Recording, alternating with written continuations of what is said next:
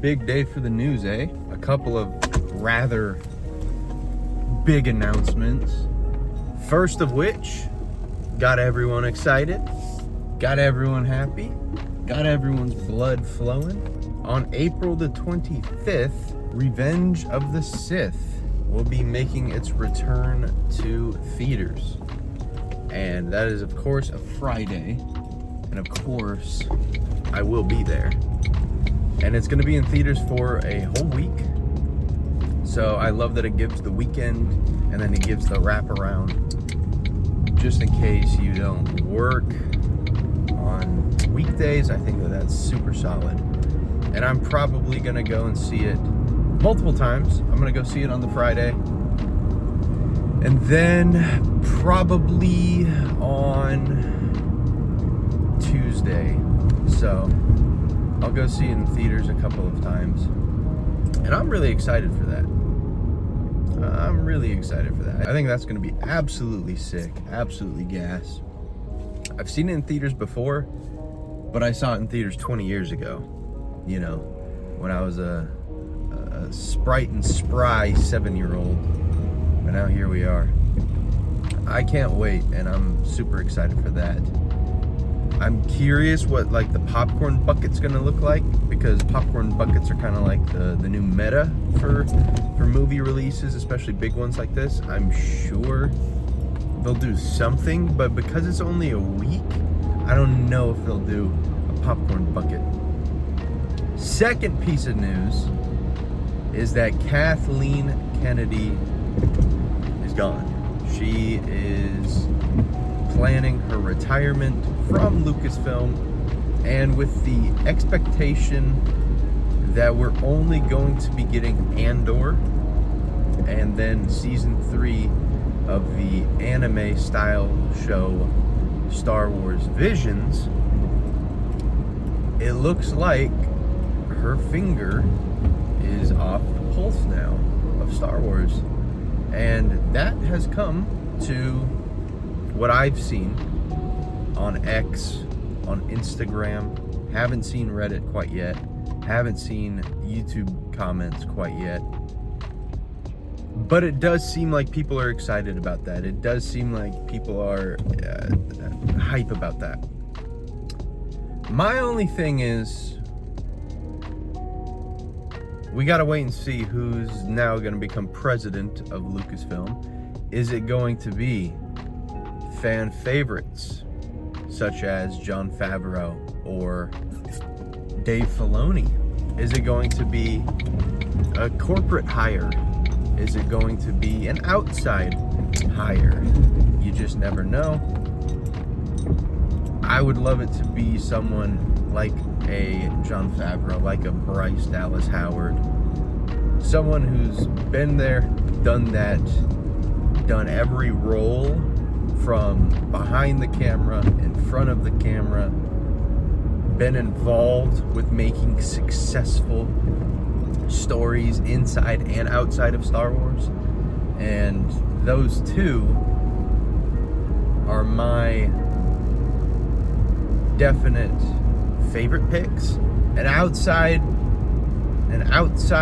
like out of the box realm pick could definitely be like a Stephanie McMahon. You know, you just never know. You just never really know.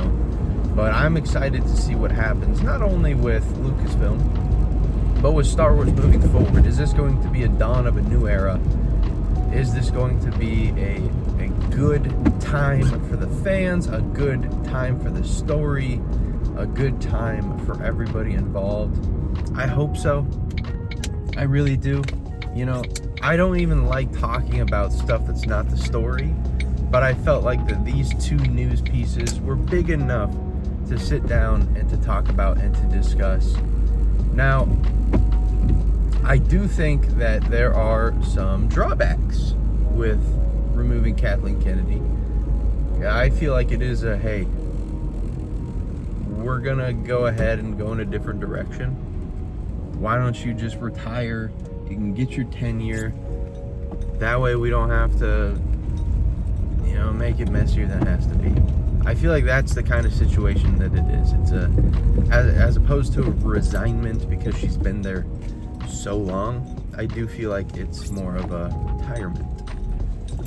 And I genuinely do feel that when it comes to Kathleen Kennedy, you do like to think that she did give it her all. You know, it's not like she was phoning it in every single day and not giving effort, not trying to push the boundaries, but at the same time, just there is a gulf in quality. You know, there is a gulf in quality that we all felt, that we all saw, and I just think it's a massive ordeal that the CEO of the company that produces Star Wars is stepping down. I don't think like people understand the levity of this situation. I don't think people understand the magnitude of that. It's like the meme where the car is drifting, right? And it can either keep going down the interstate or take the exit. It can go in one of two ways. We're either going to go in a nice positive direction or the same direction. However you think that it's going, I think we're on the right track. We just can't afford any more foul-ups. I think recent